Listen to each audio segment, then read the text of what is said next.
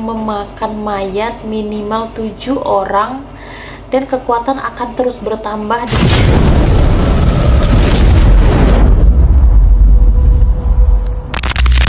Halo guys, selamat datang di Story Time bersama aku Rita.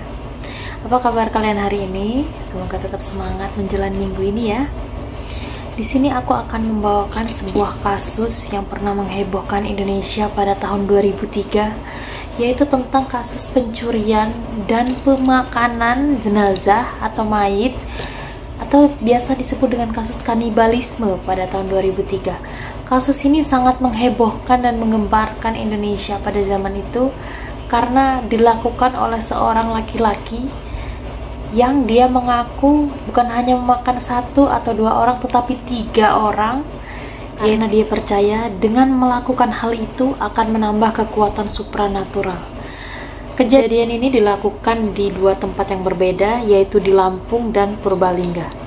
Penasaran bagaimana dengan kasus ini? Mari kita simak di Story Time.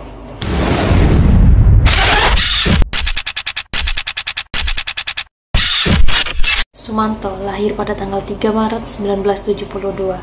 Dia merupakan anak sulung dari 5 bersaudara, dan masa kecil Sumanto dibilang berkecukupan karena orang tuanya mendapat harta warisan dari kakek nenek. Pada saat itu Sumanto bersekolah dasar di SD 01 Negeri Pemulutan Purbalingga. Dia dipanggil oleh teman-temannya dengan sebutan Sum atau Suman.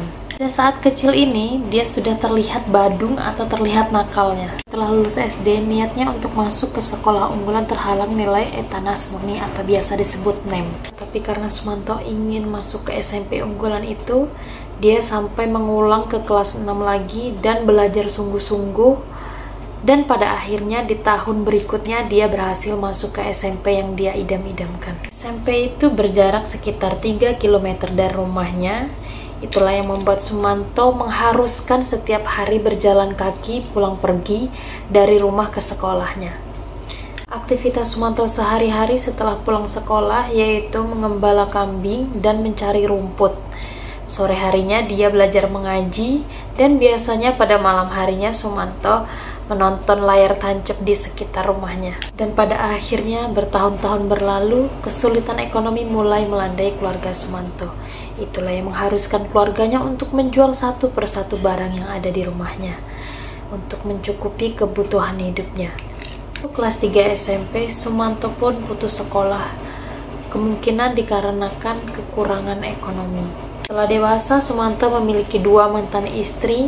Istri pertamanya ditemuinya dan dinikahinya di saat dia bekerja di Lampung. Pernikahan pertamanya tergolong singkat karena Sumanto seringkali melakukan kekerasan dalam rumah tangga atau disingkat dengan KDRT, dan itu pun yang membuat istrinya tidak betah.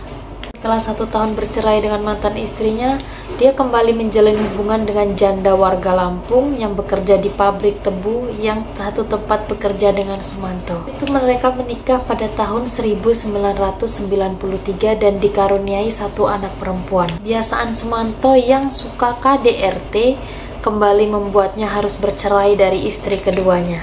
Bercerai dari istri keduanya inilah Sumanto akhirnya memutuskan untuk belajar ilmu hitam. Ilmu ini dipelajari oleh guru yang konon katanya dengan mendalami ilmu batin ini Sumanto bisa mendapatkan kekebalan tubuh, mendapatkan awet muda, sakti mandraguna, bahkan menghidupkan orang mati. Ngaco banget. Untuk memenuhi keinginan Sumanto, gurunya menyuruh Sumanto untuk memakan mayat minimal 7 orang, dan kekuatan akan terus bertambah dengan bertambahnya pula korban yang dimakan, yaitu 21 hingga 41 orang. Tapi di situ Sumanto hanya menyanggupi untuk memakan 7 orang mayat.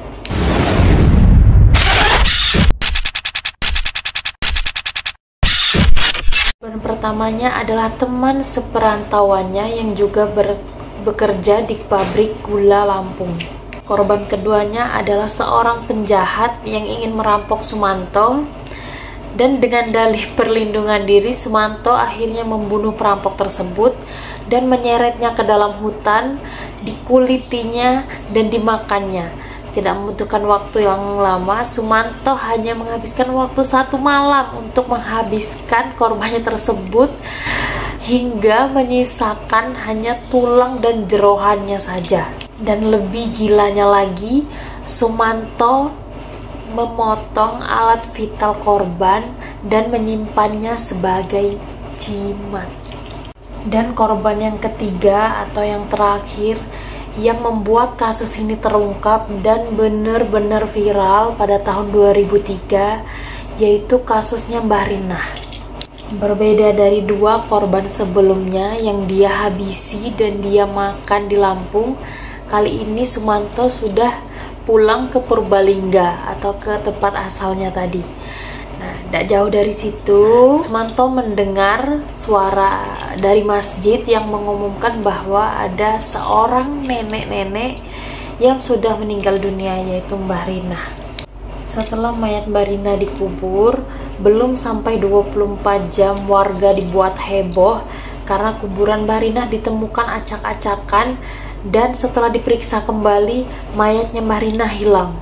Setelah dicari dan diperiksa kemana-mana, akhirnya selang 2 hari Sumanto pun ditangkap atas kasus pencurian mayat Mbah Rinah. Sumanto mengaku menggali dan mencuri mayat Mbah Rinah pada malam hari. Mayatnya dimasukkan ke karung, dibawa pulang, dan rencananya akan dia habiskan malam itu juga. Tapi karena mendengar azan subuh, Sumanto pun mengurungkan niatnya dan mengubur Mbah Rinah kembali agar tidak menimbulkan kecurigaan dari warga di depan rumahnya atau di sekitar halamannya.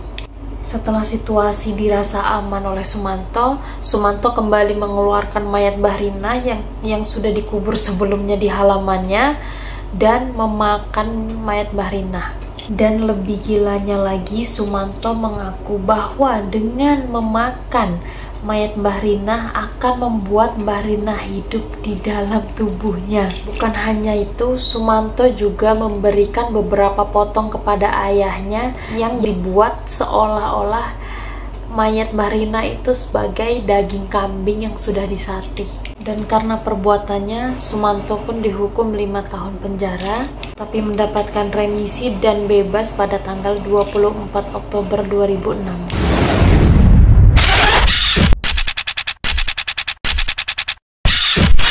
Dan sekarang Sumanto telah bebas. Sebelumnya juga sudah dimasukkan ke dalam rumah rehabilitasi An-Nur.